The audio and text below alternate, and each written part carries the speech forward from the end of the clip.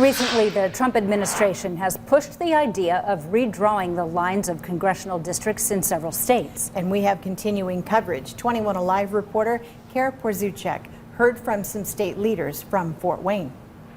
Linda and Heather, states all across the country are being encouraged to redistrict to give the GOP an advantage in next year's election, including here in Indiana.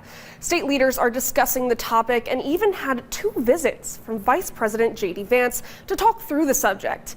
Indiana Governor Mike Braun, a Republican and a strong ally of Trump, has previously said redistricting will likely happen.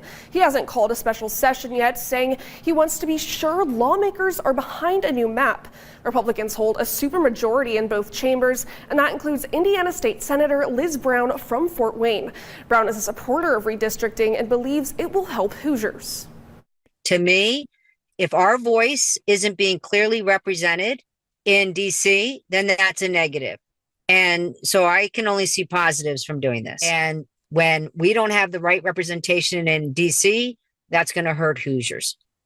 Though numerous Republicans, including Senator Brown, back the change, some Indiana lawmakers have been hesitant to redraw the state's congressional boundaries. On the other side of the aisle, Indiana House Democratic Leader GiaQuinta from Fort Wayne says, quote, "There is no need for a costly special session on redistricting. The only reason to call a special session would be to address the utility, health care, and property tax crisis," end quote. The GOP is likely to target Indiana's 1st congressional district, which includes Gary and other cities near Chicago and the state's northwest corner. Reporting in studio, Kara Porzuchek, 21 Alive News.